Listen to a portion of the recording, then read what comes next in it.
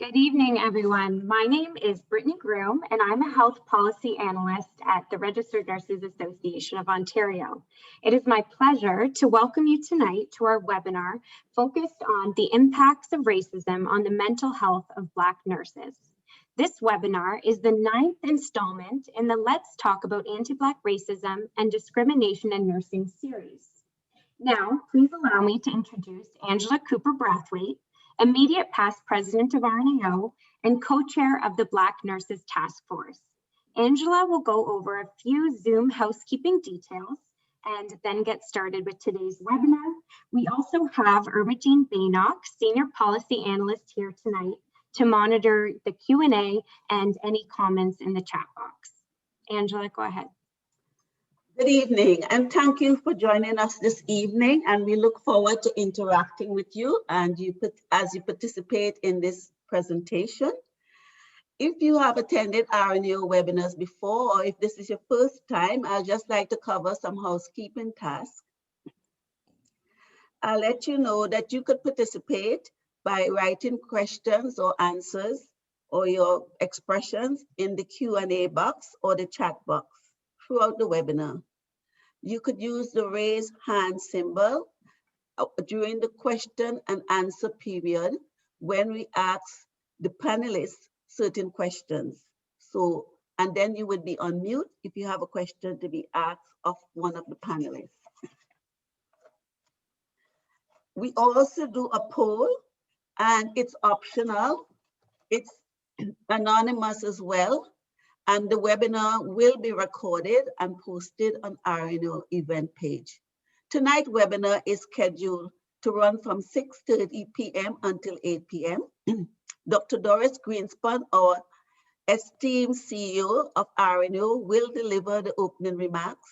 We will briefly check the pulse on RNAO's Black Nurses Task Force and then dive right into part 2, which will focus on the topic, the impacts of racism on the mental health of Black nurses. We are proud to host 2 amazing speakers who will be presenting and engaging you in our panel discussion tonight. Dr. Remy Adawale and Aliyah Hu Kim, and she is a member of the Anti-Black Racism Task Force. There will be opportunities for questions and answers, and we will close the webinar with a few calls to action and updates from RNAO. Please allow me to introduce Dr. Doris Greenspan, our highly esteemed CEO, colleague, friend, to give you her remarks tonight and to set the stage for tonight's important dialogue. Doris, would you please take, and I nearly said the podium, sorry, it's in my head. Thank you so much, Dr. Angela Cooper-Brathwaite. You call me friend, I call you mentor. Here you go. Thank you so much, and thank you everybody for joining us today.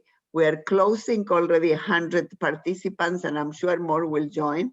I need to tell you, this is one of the webinars and events that we don't need to market. We don't need to do a lot of social media.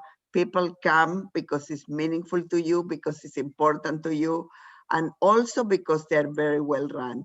And with that, I thank Brittany Groom for organizing from beginning to end these webinars for us. We just take the shine and we make everybody else shine. And Angela and Corsita are very, very involved in the day-to-day of this task force. Angela, Corsita unfortunately was not feeling too well today, unusual, so we need to follow up with her. But I know that we will have a terrific, terrific evening. I want to tell you that the work of the task force already is reverberating and having seismic impressions in the nursing community in very positive ways. Many are adopting some of our strategies already, being that terms of reference or inviting Angela and Corsita to speak. And next year, well, not next year, this year, we should not wait for next year. This year during Nursing Week in May, the week of May 12th, we are going to ask all the panel members that are interested in being speakers in different places to put their name forward. So you will be receiving an email from Brittany asking if you're interested in being a speaker, and then we will actually provide to whether it is schools of nursing or organizations that want to hear more about the task force, and also about your own experiences being a Black nurse, that we will put your names forward. So get your PowerPoints ready, colleagues in the task force, and get your emails ready. And if you need help with PowerPoint, we absolutely can prepare a couple for you with the basics of the task force, and then the rest is all your personal experience. So with that, I turn it back to Dr. Cooper Brathwaite to lead us through this evening, please. Thank you. And I think Bethany is going to speak on behalf of COSITA. Thank you, Bethany. Thanks, Angela. So as you have heard so far, in 2020, RNAO launched a Black Nurses Task Force to tackle anti-Black racism within the nursing profession.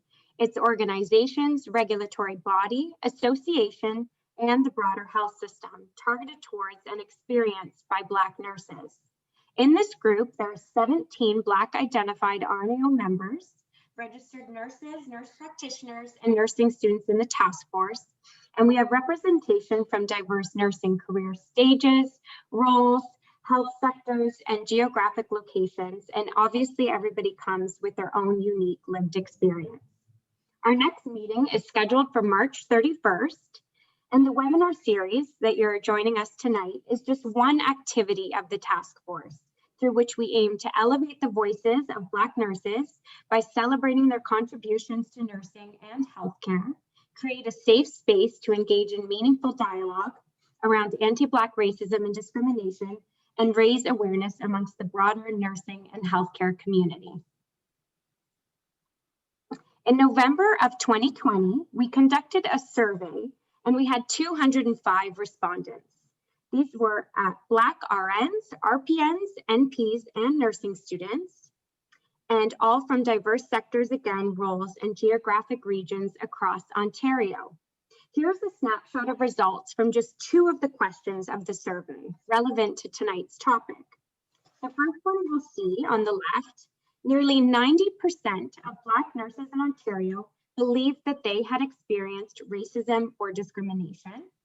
And in the right there, you will see over 60% of respondents identified they're experiencing systemic racism and racial microaggressions strongly or moderately affected their mental health.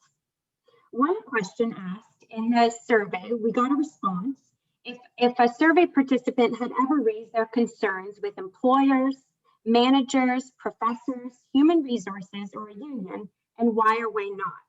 And the respondent who did not raise their concerns said, and I quote, "You are asked to prove the racism, and when you do, you are dismissed. Plus, the constant microaggressions occur in our daily living and weigh heavily on our mental health and eventually performance." Angela, I'll hand it back to you. Thank you, Brittany. We will now discuss the objectives for tonight, and they are as follows: to generate awareness of the emotional toll overt and covert racism can have on a Black nurse and the nursing students, explore how systemic anti-Black racism and discrimination affects the mental health and well-being of Black people, discuss the ways in which Black nurses' experience of racism impact their educational and career trajectories, identify strategies to address, cope with, and build resilience against racial microaggressions, and review opportunities for advocacy related to increasing mental health supports and services within the academic institutions and workplaces of Black nurses. I'm now going to look at some research. Hall and Fields published a narrative study in 2015 to explore the experiences of racial microaggression in a group of urban dwelling Black men and women in the southeastern United States. You will see on your screen a comparison list of adverse emotional and health effects attributed by the participants to microaggression experiences. Mental health effects included insomnia, social isolation, depression, stress ranging regarding experiences of anger, and more. So there are a whole host of different experiences people had that they reported in this study. Next slide, please. The impact of racism on mental health. And this infographic from the Depression Project outlines some of the impacts of racism on mental health. People feel disconnected, lonely, second-guessing themselves, decreased hope, increased survival mode, decreased trust, worry, feelings of powerlessness, increased risk of depression and anxiety, trauma, existential questioning, and panic. These are very serious mental concerns.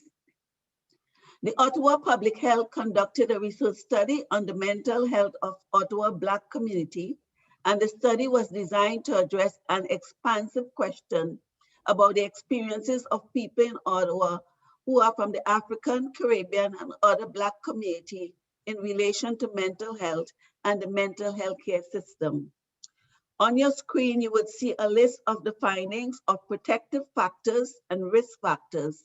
Protective factors are important to maintain good mental health, while risk factors may increase the likelihood of adverse mental health outcomes. Participants identify a wide array of individual, family, community, and societal factors that influence mental health. Now that we have a starting foundation to set our topics moving for tonight, I will now hand over to Brittany. Thank you, Angela. And I have the pleasure of introducing Dr. Remy Adawale, a Canadian-trained RN, currently working as a mental health nurse consultant with a major municipality in Ontario. Her role includes mental and physical health promotion, consultation, community capacity building, development of practice guidelines, policies, and procedures. Prior to this position, Remy worked as a registered nurse at several hospitals in Toronto. Remy is driven by passion and dedication to inspire and empower people and to improve the health and well-being of communities. In 2018, this passion gave birth to the registration of a Canadian not-for-profit organization called Women Focus Canada. Women Focus Canada mandates include addressing gender-based violence and trauma, promoting physical, mental, and psychological health, and gender rights and equality for girls and women, build capacity and empower individuals to improve their lives and contribute to the socio-economic development of their communities. She is honored to sit on the Women of Use Council of Toronto Health Committee, and in 2011, Remy was recognized by a major municipality in Ontario for her work in addressing public health concerns and providing psychosocial support to people who were vulnerable. Remy supports strategic health promotion initiatives in her community and fosters partnerships with other women serving health and related organizations. Without further delay, Remy, please take it away. Thank you, Brittany, for that introduction. Good evening and welcome from wherever you are watching from. It is my delight to be here today with my colleague, Alia Hakim, discussing this very important topic. I do not take God's privileges for granted at all. So I thank the Almighty God for this great opportunity. I also want to thank the Registered Nurses Association of Ontario for inviting me to speak at this great event. Before I go further, I want to say thank you to all the healthcare providers, particularly the nurses, who are the heart of our healthcare system. I do hold a huge debt of appreciation to every one of you. Thank you for what you have done and for what you are doing. I have been invited today to speak on the impacts of racism on the mental health of Black nurses. I recognize that I am not speaking for all Black nurses. However, I bring over 20 years of experience as a healthcare professional in Canada. Can I have the next slide, please? Thank you. So I want to start by saying that the history of racism in the nursing profession is not new. It dates to 1847, when the first nursing school opened in Canada. But Black students were not permitted to attend until 1940s. The first Black nurses in Canada, Ruth Bailey and Gwen Burton, did not graduate until 1948, nearly 3/4 of a century after the first nursing school opened in Canada. Black nurses continue to encounter racism on a daily basis. Encountering racism has significant emotional toll on the health of Black nurses and the nursing students. For Black people, the greater the perceived racism, the greater the psychological distress that we go through. Can I have the next slide, please? So we need to see racism as a social determinant of health and a public health crisis. And as a social determinant of health, racism decreases access to stable housing, employment, and education opportunities. Racism increases exposure to risk factors such as the coronavirus for frontline healthcare workers, whom are disproportionately Black Canadians. The healthcare sector is not exempt from racism, though it is important to better understand the experiences and the challenges that the Black nurses face throughout their careers in order to effectively address the systemic barriers. According to recent studies, Black nurses experience overt racism at the individual level as well as the systemic and institutional racism. So at the individual levels, Black nurses reported differential treatments, such as being criticized by colleagues, administrators, and even by their patients. Black nurses also discussed being excluded from access to professional development opportunities that were available to their white colleagues and being overlooked for professional advancement despite exceeding the qualifications. Can I have the next slide, please? Thank you.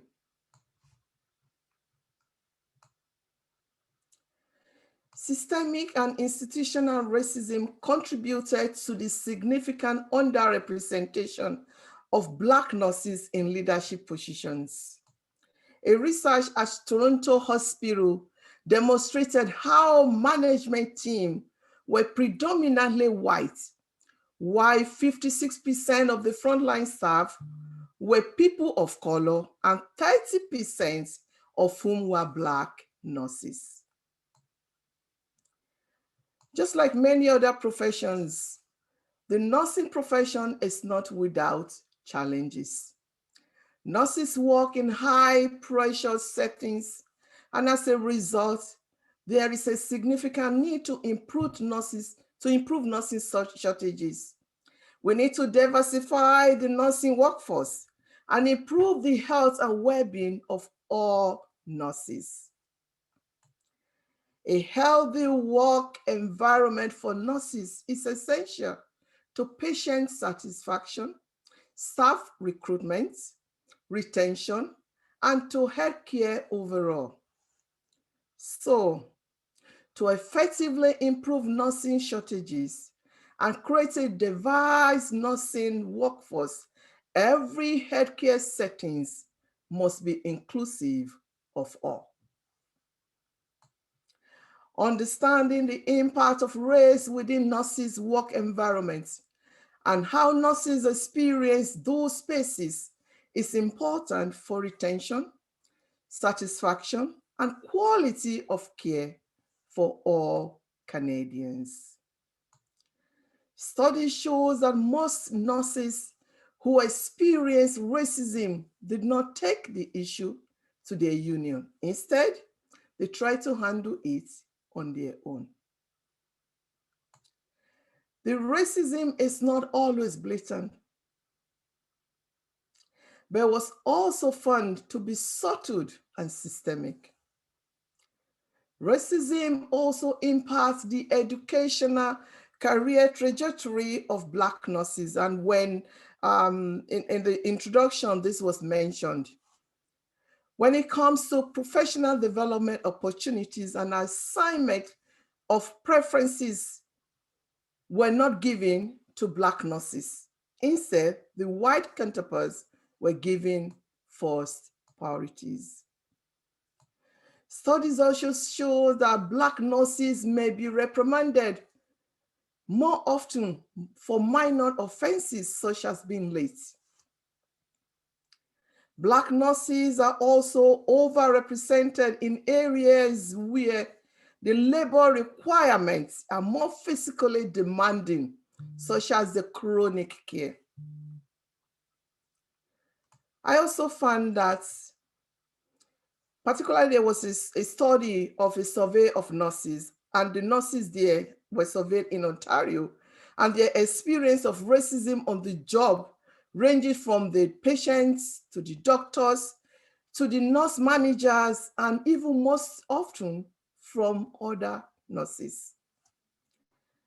Surprisingly, it was expected that most of the racism towards nurses will come from their patients or manager, but the greater proportion, 27.3%, was in fact from co-workers. Patients were the next most likely group to express racism towards nurses at 23.8%, followed by doctors at 14.3%, and the nursing managers at 12.8%. Next slide, please. So diversity is an important consideration in the nursing workforce. Acts of racism and discrimination have a lasting and more severe impact on the self-perception and confidence of Black nurses. Black nurses also reported experiencing microaggressions, which involves taking for granted behaviors and communication, which might seem innocent, but actually are inappropriate and distressing. And from the introduction we had, these were the issues that in a study we found. As a result of racism and microaggressions, Black nurses reported feeling physically stressed and emotionally pain related to not feeling trusted. It was also observed that Black nurses and their experience of racism led to mental and physical health problems, which ultimately led to reduced access to training and a loss of jobs, and of course, promotions. Can I have the next slide, please? So we know that both individual and organizational strategies are important for improving the mental wellness of Black nurses experiencing racism. Culturally sensitive mental health supports are also needed to support Black nurses. It is also important to think about advocacy. Advocating for the mental well-being of Black nurses can begin with an open discussions on racism in the workplace and in public spaces.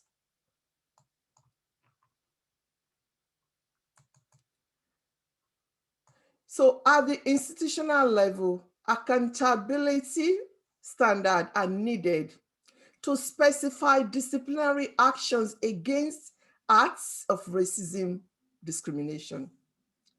Attention and action in the form of increased culturally sensitive supports, promoting safe spaces to discuss racism in the workplace, and institutional and anti-racism education and policies must be put in place in order to improve the mental wellness of Black nurses and Black nursing students.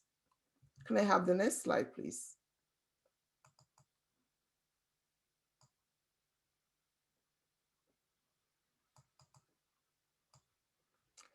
Any efforts to combat anti-Black racism against nurses must begin with challenging the educational curriculum in nursing schools. We need education curriculum in nursing schools which reflect multiple ethnicities and increase the visibility of Black faculty members.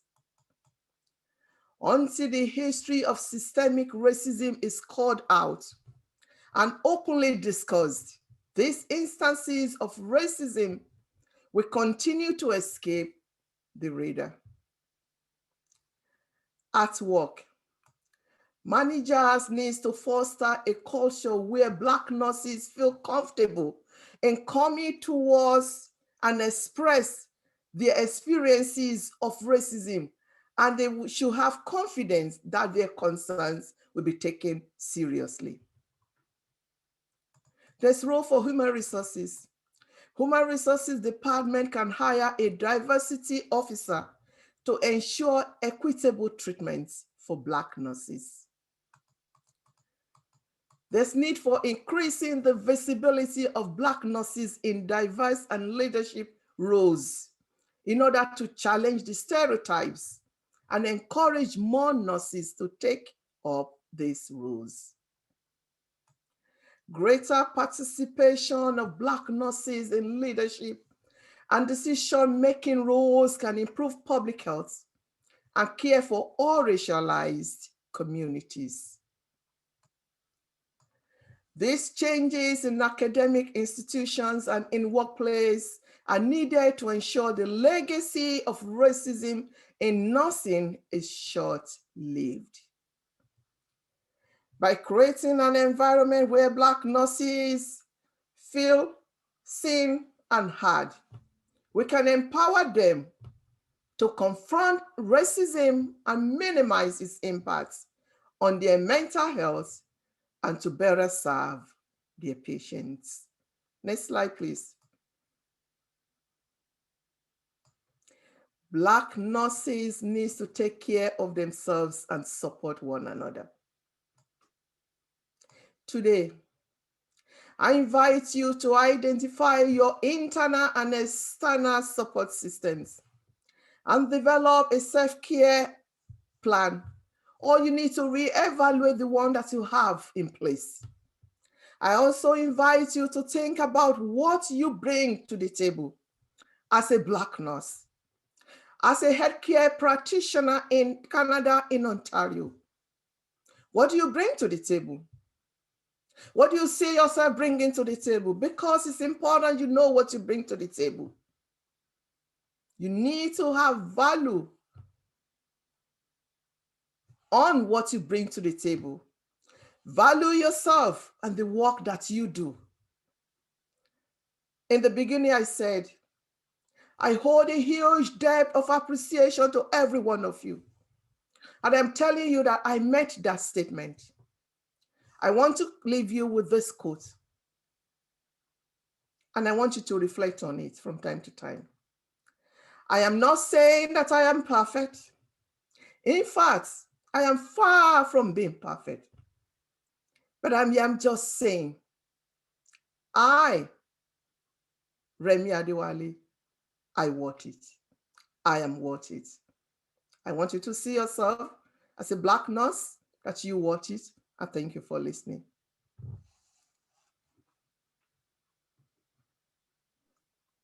Thank you so much, Remy, for giving that inspiring, informative, evidence-based presentation. Quite emotional and impactful. Thank you so much. It's my pleasure now to introduce Aliyah Kim Baker, a member of RNAO Anti-Black Racism Task Force. Aliyah is a community health registered nurse and alumni of the University of Ryerson University.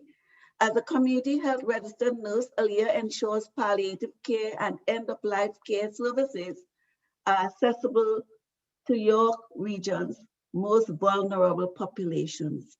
Aliyah is heavily involved in community organizing and social justice initiatives to ensure Black students are given an opportunity to pursue post-secondary education. Aliyah now works in the role of clinical nurse educator, where she actively mentors professionals and nursing students in partnership with the University of Toronto and York University. Please join me in welcoming Aliyah as she presents to us tonight. Thank you so much for that introduction, Angela. It's great to be a part of this evening, to get the opportunity to talk more from the lived experience of being a Black nurse and also having clinical depression. I disclose this information because mental health is often considered an invisible disability. And while having clinical depression makes me no less capable of doing my job as a community health registered nurse, it definitely makes it at times extremely difficult. When you multiply that with the regular reception of microaggressions and racial gaslighting in the workplace, as well as from oftentimes patients and their families, it can leave you feeling like you have a bit of imposter syndrome, even though you know you're capable of doing your job just as well as the rest of your colleagues. My lived experience with depression became more evident as I aged into my 20s and I started working full-time and helping people access end-of-life services and carry through grief. Grief is a rather complex subject, and oftentimes you don't realize the ways in which it becomes circumstantial to your own practice as an individual caring for others. But we have to acknowledge the fact that the work that we do as nurses allows us to take on the emotional capacity for other people. And if we don't have good relationships with boundaries, it is easy to take up those emotions and bring them home to our families and to our other relationships. My lived experience with clinical depression is one where I sought access for resources for everywhere except the healthcare system. That was because it was really hard to find a healthcare provider that looked like me, that was willing to listen to my concerns about how I was feeling as I did my job every single day. When I was in university, I first reached out to help at Ryerson, and the unfortunate reality was that I was met with a lot of resistance to start things like medication, despite the fact that I knew that I was suffering. It's really easy for other healthcare providers to point you in the direction of self-care, which oftentimes in the millennial culture looks like things like yoga and meditation and healthy eating and good sleep hygiene. But what happens when you exhaust all of the other options? Where do you turn? Where do you tend to go? I think it's really easy to be in the 21st century and absorb this ideology that if there is something wrong with you, you shouldn't talk about it. But talking about living with depression is the one thing that I can assure saved my life. When I was about 24 years old, I finally decided that I was tired of suffering. I reached out to a doctor for a referral because I wanted someone who actually looked like me to provide my healthcare services. I was met with a great deal of compassion from a Black healthcare provider who not only believed what I was going through, but also took my concerns for my mental health seriously. Getting on medication is the one thing that I attribute to still being able to do the work that I do today. It is incredibly humbling to help people walk through the end of their life, but it's incredibly distressing to watch them suffer and know that you're suffering too. So here are some tips that I've actually realized have come to be the saving grace of dealing with microaggressions in the workplace, because covert and overt racism makes your job very hard. First of all, it comes with the courage of being able to call people out. Oftentimes when you're young and you're facing a microaggression, as a Black nurse, you're taught to be the bigger person. Except being the bigger person forces you into your own pattern of self-harm.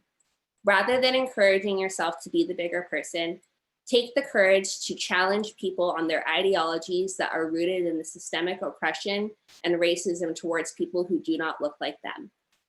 Some responses that have helped me in the past are things like, I'm not sure I quite understand what you mean by that. Could you elaborate?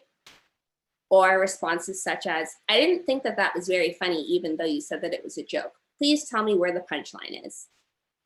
Another one that I've really enjoyed recently is, I'd like to take a moment to process what you said, because in my opinion, that was very harmful.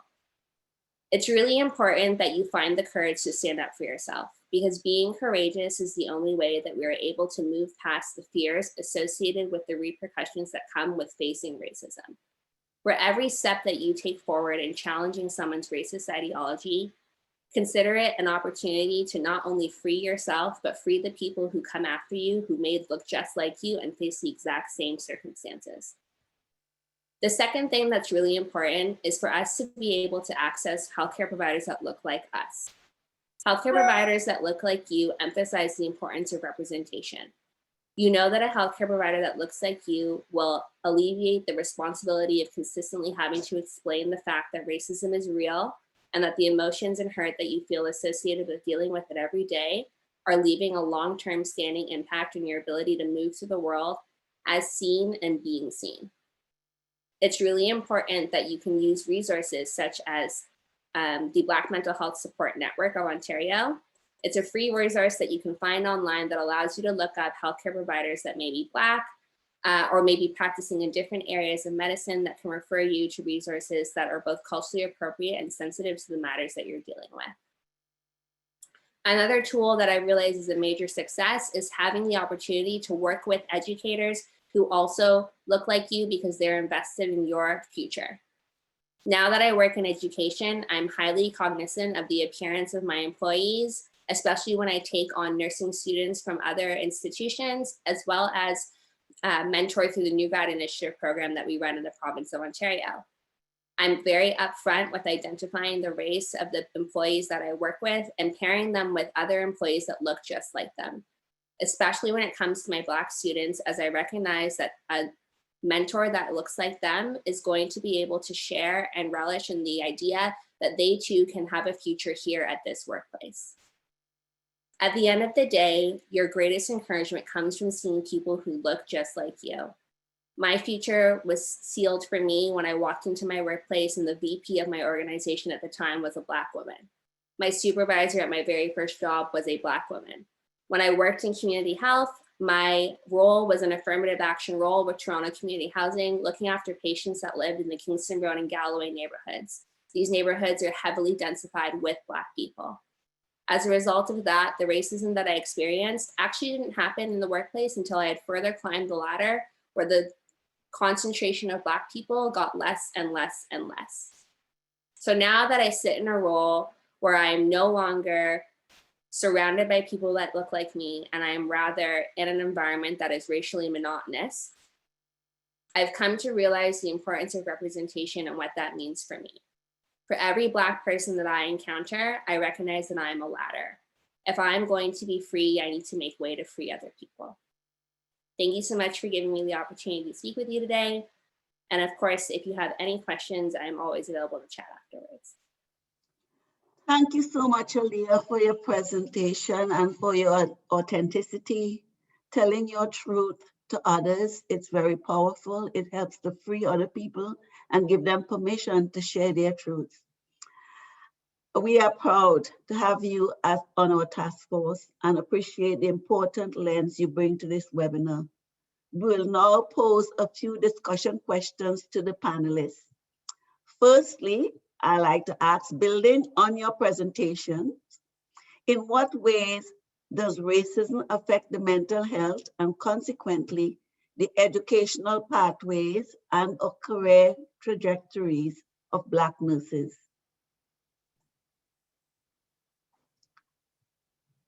So Remy and Alia. Remy and Alia, the question is posed towards you.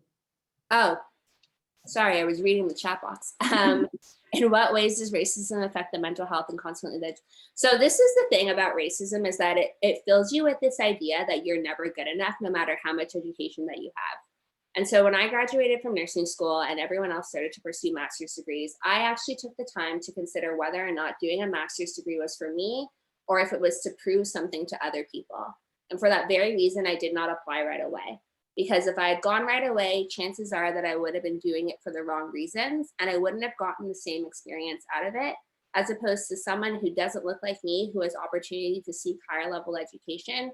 There isn't necessarily a doubt about why it is that they're doing it. It's rather perceived as the right thing to do right afterwards. But oftentimes as a Black person, you know that your credentials give you power, and so you'll pursue higher education even when you're not ready, because you want to be taken more seriously or deemed as appropriate for the role. Thank you, Alia. And Remy? Remy, you have to unmute yourself. Thank you. Absolutely. Just to add to that, there's no doubt that racism do affect Black nurses in many ways, psychologically, in terms of even opportunity for growth in the workplace, in terms of lack of confidence.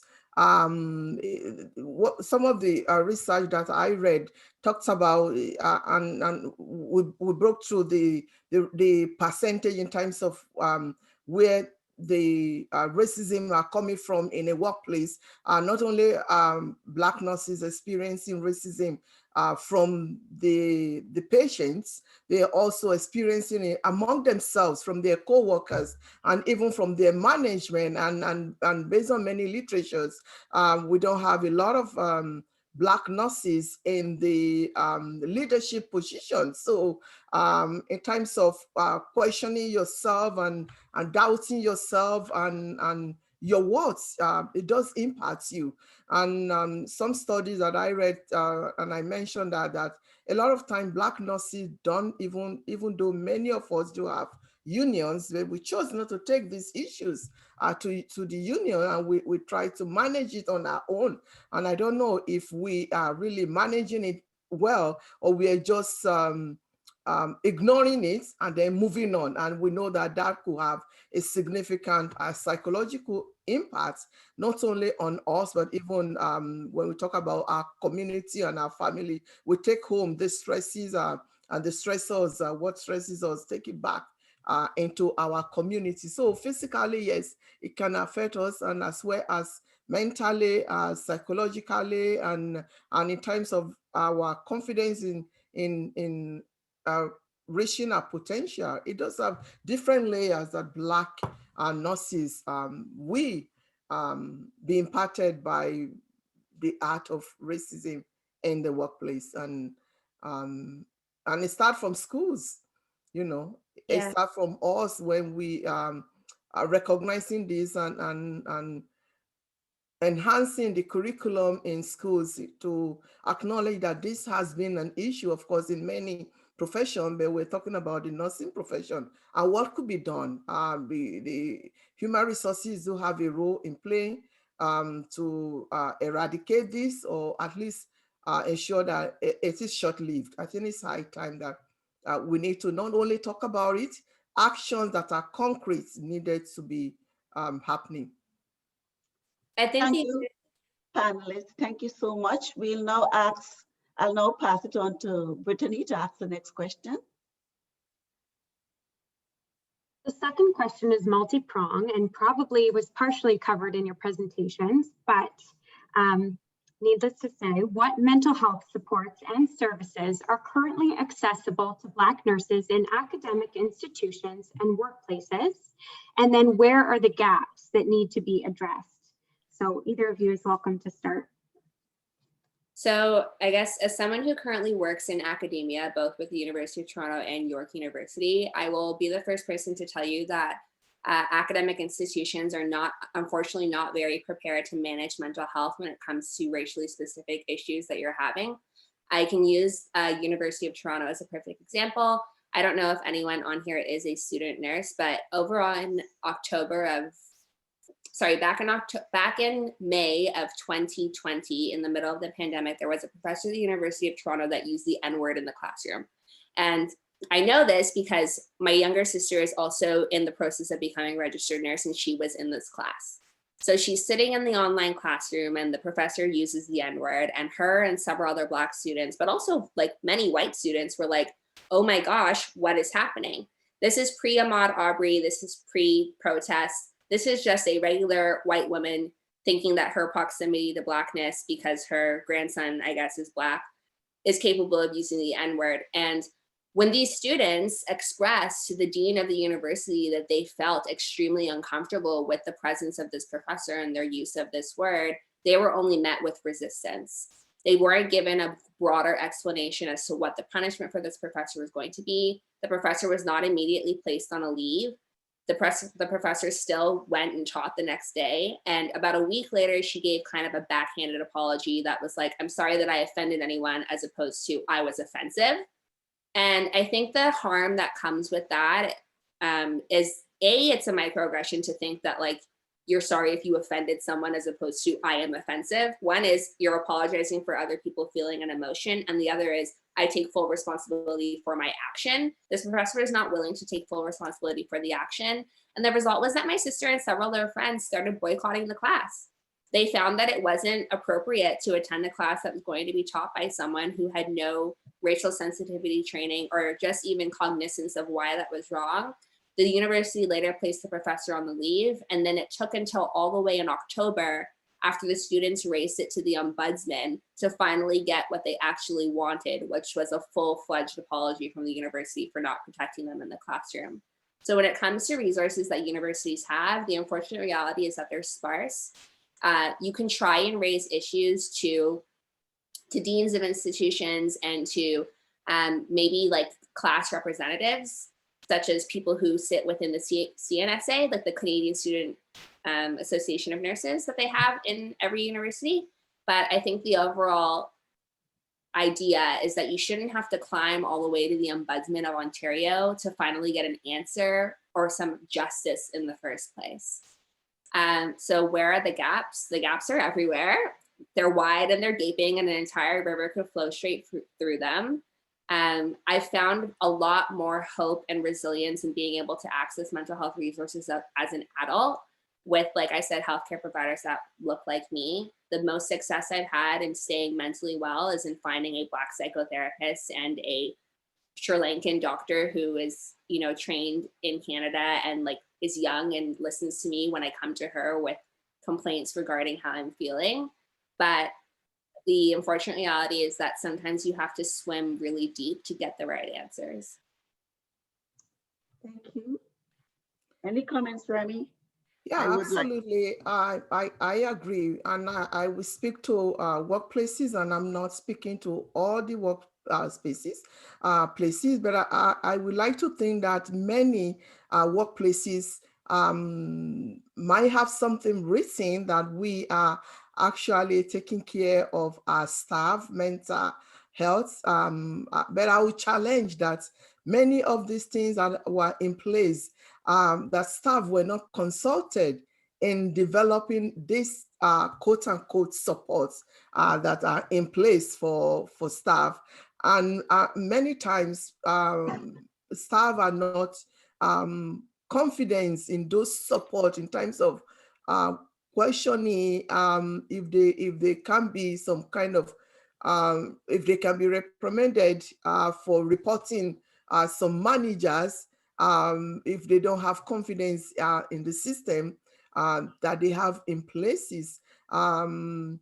So in terms of where are the gaps, I see them everywhere, left and right and front and back.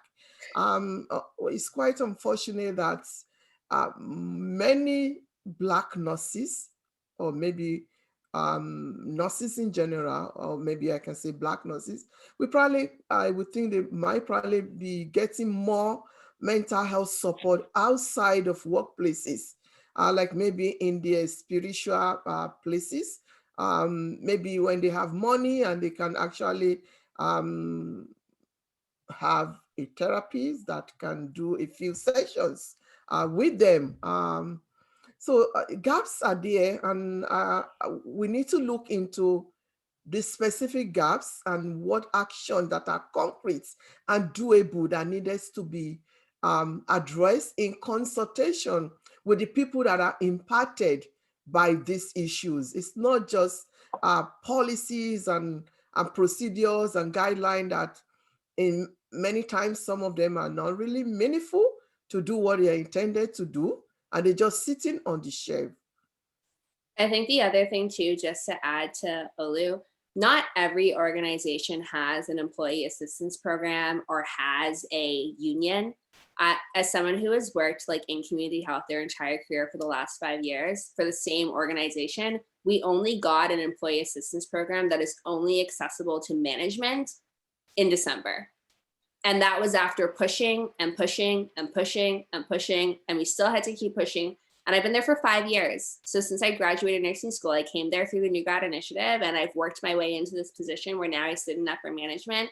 And in all those times that I was suffering as a frontline nurse, even at one point when I called HR and said some pretty harmful things, your concerns don't get taken seriously until you're really threatening to hurt yourself. So I think that's the unfortunate reality. You really have to beg for help before you get the help that you need. And when they talk about the fact that some people will cry wolf, sometimes you have to wolf cry in order to actually be taken seriously, because if many of my colleagues were not wolf crying up until the last 3 years, we wouldn't have an employee assistance program. It would be considered not important. And sure, it seems small because it's just a phone line that you pick up and you call, but it's a start. And maybe this means in the future that there will be bigger programs where the organization will look towards paying for therapy outside of insurance coverages. Maybe the organization will think about getting an in-house psychotherapist the way that some really large hospital institutions have for nurses who have been through traumatic events.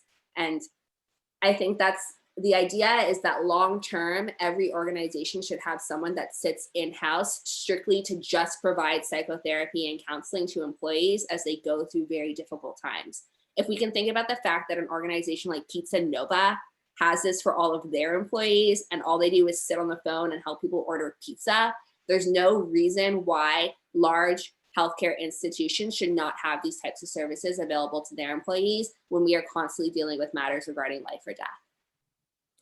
If I can just add to the employment assistant opportunity, one thing that I'm finding out also is that a lot of Black nurses are not taking advantage of that in those organizations that they do have it. So I will encourage Black nurses to get to know their EI, employment, the support, mental health support that your organization might have, and try to assess it, ask questions.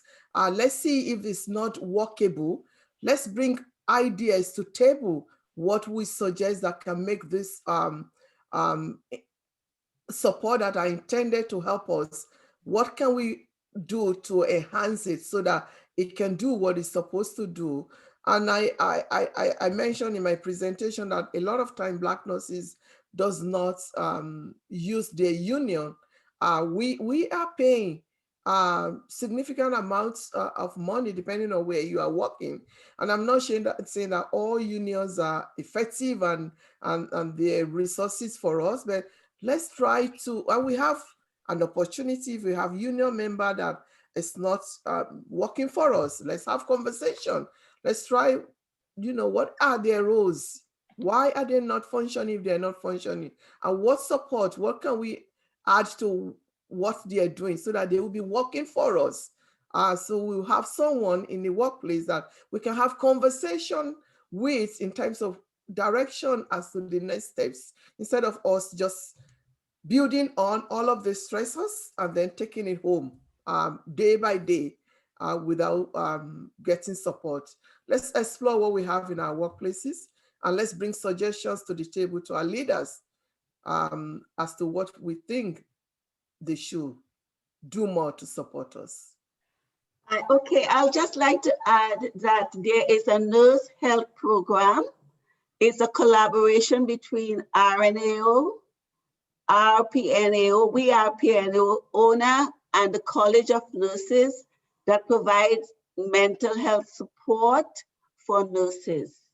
I just want to say it again. There's a nursing health program, collaboration between the College of Nurses, RNAO, we RPN, I have to say they changed the name, and owner, that if you're having problem, you have to access it through the College of Nurses website. It's available to help nurses who are experiencing mental health problems. And the last piece I like to add is we need, as healthcare providers, to advocate for policies to be built into all work settings that racism, there should be a policy, zero racism, and with consequences with people who break it, just like there is a code white, okay? I work in a hospital in the 1990s where patients used to abuse staff, physical and verbal abuse. We implemented zero abuse from patients or staff or physicians against nurses. Those policies are in place, they were implemented, and I think we need to have one on racism, zero tolerance for racism at all levels, at all institutions, and they have consequences attached to them. So I would like to ask my last question to the panelists. Want to add something, sorry, Angela. Go ahead, Doris. A couple of things. We heard a lot of what we don't have. And I think once those programs are built, even then it's not enough, right? Even then, they sometimes negate the feelings or the experiences of Black nurses, and I have heard about those directly. Second, yes, there is CNSA, Hialeah, there is also NSO, Nursing Students of Ontario. It's a very vibrant organization, is probably the most diverse one that I know for students. And you talk with Rodolfo because their entire executive is diverse and they're just doing magnificent work. So I want to put a plug for NSO, which is part of RNAO. And lastly, we have this, what we are doing, this task force, the work of this task force and the advocacy that members of this task force are doing, whether it's from RNAO home office or from the members of the task force for other task force members, build on that because it will create the type of policies that Angela is speaking about, the type of support that you, Dr. Remy and Hialeah, that you are ready, by the way, for a PhD too. I need to ask, did you ever did the master and are you getting into the PhD? Because I think you should. Just by what you are talking is just amazing.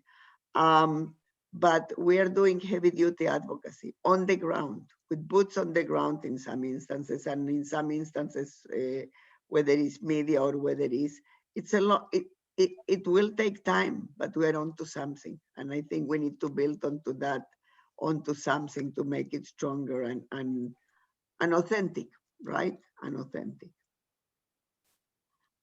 Okay, thanks, Doris. I'll ask the last question to the panelists and then give the audience opportunity to ask their questions. How can Black nurses cope with and address feelings of stress, anxiety, depression, and racial trauma? So, our panelists. So for me, in managing my feelings of stress, anxiety, depression, and racial trauma, the best investment that I've made in myself in my lifetime has been finding a Black psychotherapist. Truly, I give all credit to my ability to continue to exist in the world in the way that it moves and to do my job in the way that I do and still give everything my all to routine psychotherapy, where regularly every week I sit down with a counselor and unpack all of the experiences that I've had, both professional and not, in every relationship that I lived through, both family, romantic, and friendship. Because racism is kind of like a trap door. You never know when you're going to be dropped in or when it's going to open up and you're going to have to enter. It's very unpredictable. And when you live in a world as a Black person where it is impossible to live specifically only with Black people, you must live with everyone altogether. you are constantly preparing yourself for this experience that someone may or may not violate you at any point in time with maybe their words or their direct actions. So recognizing all the ways in which you are susceptible to being harmed, it's always important that you have a safety plan or a risk plan. And my risk plan involves seeing a psychotherapist every single week, even if that means nothing racist happened that week, which isn't, I mean, in more ways than none, I don't think I go a week of my life without facing some sort of racism. But that being said, I feel a lot better having someone to talk it out with every single week. I do recognize and acknowledge the fact that psychotherapy is expensive and not everyone is going to have access to that kind of resource. But as someone who, prior to having the ability to afford something like a psychotherapist, did in fact access the CNO program for mental health support, where I was given a case manager who monitored me and my ability to practice safely for an entire year of my career, I will say that the best resources sometimes come with disclosing that you are suffering and going to the CNO and being like, hey, listen, this is what I'm dealing with right now. And also I'm afraid it's going to affect the way that I do my job. The supports were there right away. And keep in mind that like that program was developed out of a nurse who was suffering, who didn't get help right away and then turn around and hurt people. So knowing that like your mental health has the ability to harm you in ways in which you become a danger to others, you really need to take your own suffering seriously. It's important that you don't brush it off and you actually do, like Dr. Remy said, like people don't access these services as Black people out of fear, out of repercussion management, out of the thought that maybe someone will no longer consider you fit to be in the workplace, or someone will place you on a leave without pay. And oftentimes it's really easy to pick money over yourself, but keep in mind that if you get sick, you'll lose money anyway. So there's no better investment than fixing yourself. Yeah, absolutely. Thanks, Aliyah. I totally agree. I think we need to recognize that mental health promotion is something that it should be built in us. A lot of us do take care of ourselves physically, but many times the emotional part of it and the mental health part of it are being ignored. Even we are nurses and we preach this, sometimes we don't, for many reasons, tends to follow what we preach. So my advice would be take your mental health very seriously, as the same way you take your physical health seriously. Identify your stressors. You could face racism in anywhere, in the community. Even when you go out for shopping, it doesn't only happens at work. So you need to acknowledge that. What are your strategies in dealing with your emotions when you experience these acts, which can come in many forms? Sometimes they're very subtle and you don't recognize it until after, and then you reflect on it and you're like, that doesn't seem right. That is totally not acceptable. What do you do? Are you busy working and don't even know the opportunities you have in your workplace, where you can go? There are opportunities in the community, some crisis lines that you can call, the same way we advocate for our clients. You know, if you're going through some emotional troubling, you can call some crisis line in the community that are free, because seeing therapies all the time might not be doable for some of us. Are we practicing what we preach? You know, what are the self-care strategies that we have? How much time do we take to reevaluate those strategies? Are they working for us? Resiliency is something that I invite you to do more, be resilient. What are the strategies that you have used in the past that helped you? Can you build on that? Is it time to add more strategies? Do consultation with people that you trust. Have conversation with people. Talk to your doctor. Sometimes we're professionals and we know we refer our clients to talk to our doctors, but we don't do the same. So take care of yourself. We need money. That is absolutely true. But according to World Health Organization, one of the phrases say health is wealth. It's when you are healthy, physically, mentally, emotionally, psychologically. That's when money is valuable and meaningful. Thank you, Remy and Alia. I hate to cut off an amazing conversation and dialogue because the questions and comments are still coming in. And a lot of that I've noticed is appreciation to both of you for speaking tonight, and a lot of kudos amongst the group. People you've likely never met before, but something that they said resonated with you. And I hope you can all join us for a few upcoming RNAO events.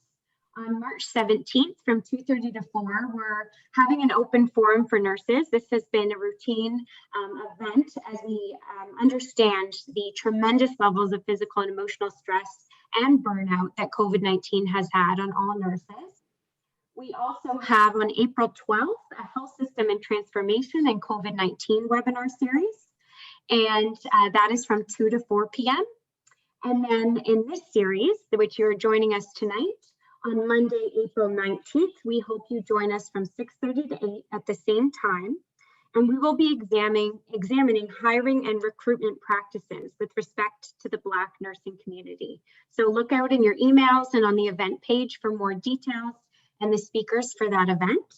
And we do have a few poll questions that we'd like you to answer just for one moment before you leave for tonight. Angela, if you want to introduce those.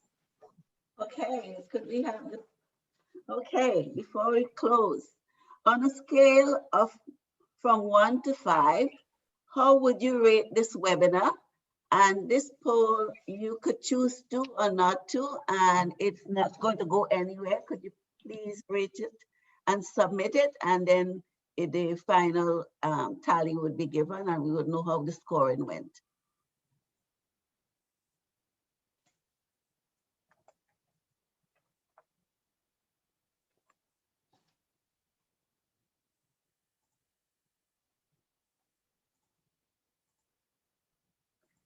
Okay, so the results, 75% say excellent, 22% said very good, 1% said good, 1% said fair, and there is 0 poor. So that's great. The next question, on a scale of 1 to 5, how did the presentation and discussion resonate with you?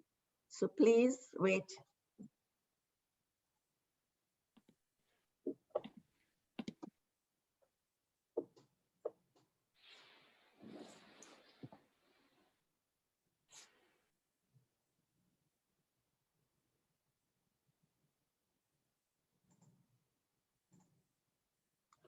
Okay. On a scale of 5, a great deal, 59%, considerably 31%, moderately 9%, slightly 1%. Thank you very much for your participation. Do we have one more question? Okay, last question. What would you like to see next in our webinar series? Let's talk about anti-racism and discrimination in nursing. And for this question, please type your response in the chat box. And I just want to thank you for being a part of tonight's event. We extend our warmest gratitude to our speakers for their excellent and informative contributions to the panel discussion tonight. Please email Brittany with any feedback or any ideas you have for us to continue to improve the webinar series. Thank you and have a great evening. Thank you all so much. Thank you, everybody. Thank you.